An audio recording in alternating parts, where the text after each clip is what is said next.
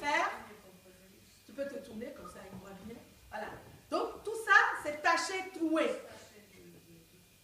Ça représente notre vie. Et Dieu, il ne peut rien faire avec ça. Qu'est-ce qu'il y a à ça? Qu'est-ce qui peut faire quelque chose? Le diable.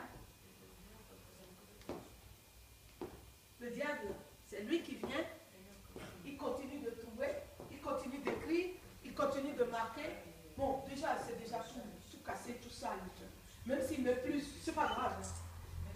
Même si je mets encore une tâche, vous ne le saurez même pas. Attendez. Je ne sais pas où j'ai mis le livre maintenant que j'ai écrit.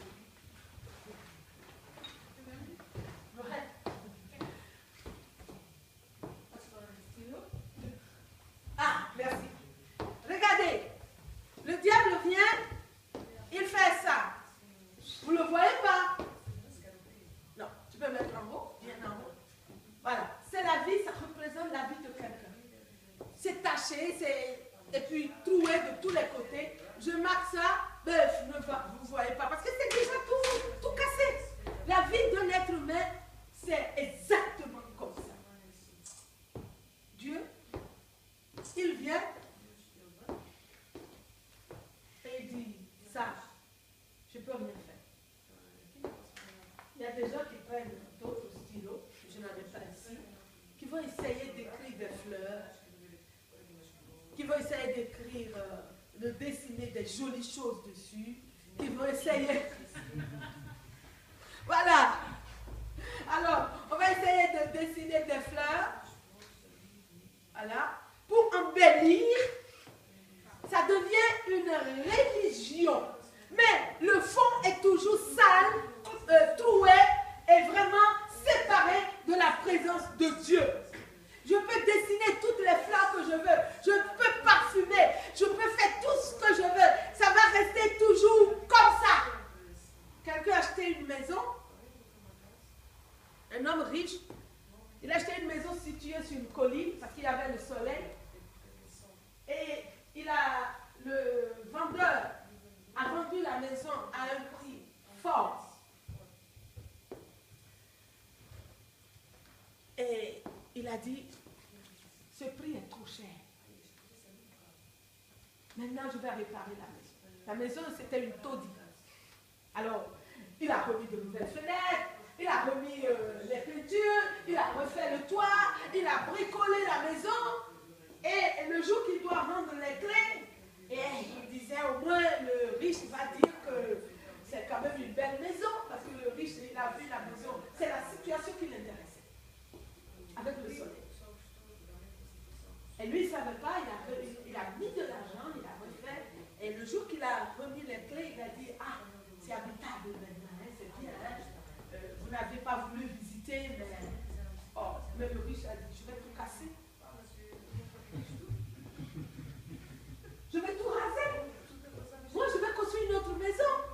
Ça ne sert à rien, notre religion. L'homme a perdu son argent. Alors, si nous améliorons notre vie, en mettant des fleurs, des parfums, et en faisant notre propre évangile, l'évangile qui est dans notre tête, nous allons le faire. Si nous ne faisons pas l'évangile de notre Dieu, nous sommes exactement dans cette situation.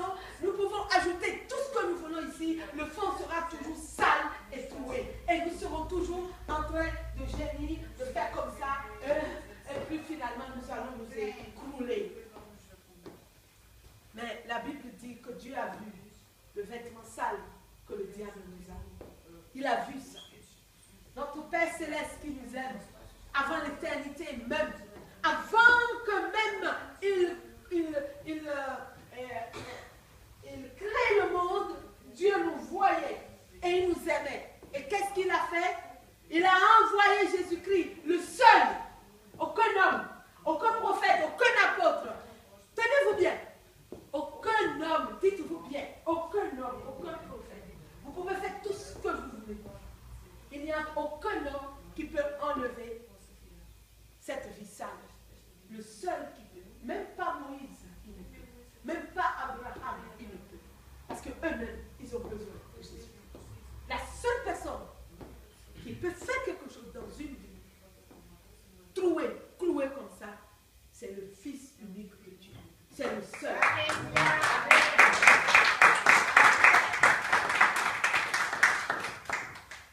Alors vous voyez, il est descendu.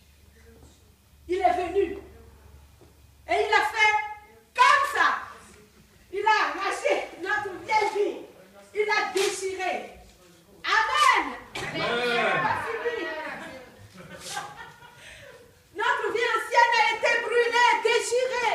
La Bible dit qu'il va jeter au fond de la mer tous nos péchés et il ne va plus s'en souvenir.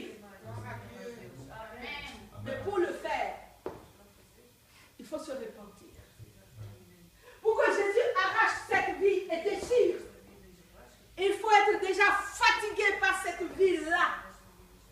Il faut que cette vie-là soit en horreur à nous-mêmes, que nous disions, cette vie n'est pas belle, elle ne plaît pas à Dieu. Je pose une question ce matin. Est-ce que ta vie plaît à Dieu?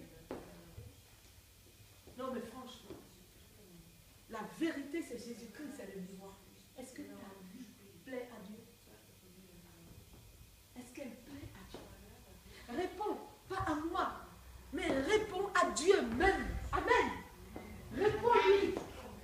Est-ce que ta vie-là que tu as plaît à Dieu? Si ta vie ne plaît pas à Dieu, c'est simple. Il a envoyé Jésus-Christ. Amen. Et il a dit quelque chose. Jésus est venu. La Bible dit que Jésus est venu. Il était en train de prêcher l'évangile. Il a dit le royaume des cieux est venu. Il prêchait l'évangile. C'est pour ça que Jésus, il n'a pas de frontières. Il aime les riches, les pauvres, les gros, les minces, tout le monde. Parce que le royaume des cieux est pour le monde entier. Tous ont péché et sont privés de la gloire de Dieu.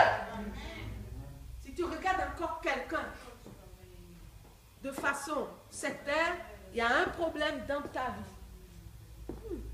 Le pasteur a dit tout à l'heure, tout est accompli. Si je suis malade, qu'est-ce que je fais? Jésus dit que je suis complet. Non? Jésus est venu pour dire que nous sommes complets en Christ. Je suis complet en Christ. Amen. Alors si je suis malade, je suis complet, je suis en bonne santé. C'est pour ça qu'on confesse que je suis en bonne santé. Parce que je suis complet. Je ne suis pas complet si je suis malade. Le malade est diminué. Si je suis célibataire, je suis complet. C'est comme si j'étais mariée. Amen. Amen. Mais oui, la Bible dit je suis complet en Christ. Amen. Suivez-moi bien. Amen. Ah, comment tu te sens aujourd'hui?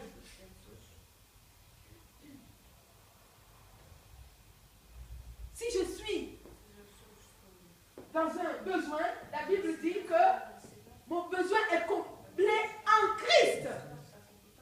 Alors comment moi je vais me sentir triste, diminué? Il y a un problème. Et ce problème doit être résolu. Comment est-ce que ma vie est ma relation avec Dieu le Père? Il est venu rétablir la relation entre lui et moi. Il a dit, je vais vous citer le passage dans Michée. On va lire ça pour que nous soyons sûrs. Michée 7, 19. Michée 7, 19, quelqu'un peut le lire rapidement.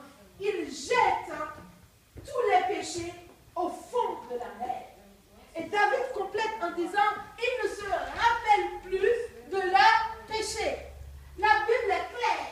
Dieu, quand on se répand, il prend nos péchés, nos iniquités, nos abominations, nos manquements, nos besoins, il les prend, il les roule comme un vêtement souillé, il jette au fond de la mer et il ne se rappelle pas. Mais il faut l'action du Saint-Esprit pour que je sois libéré de la culpabilité. Parce que si je ne passe pas par la repentance, réellement par la repentance, il y aura dans ma vie quelque chose qui est bancal. Et je serai chrétien, mais avec une béquille grosse. La Bible dit que Dieu jette nos péchés. Il est prêt à enlever les péchés. Et pour enlever les péchés, il faut la repentance. Comment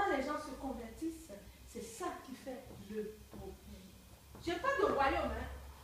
Et toi n'a pas de royaume. Et allez-y. C'est Jésus seul qui a le royaume. Amen. Et nous parlons pour Jésus-Christ. Je n'ai pas le royaume.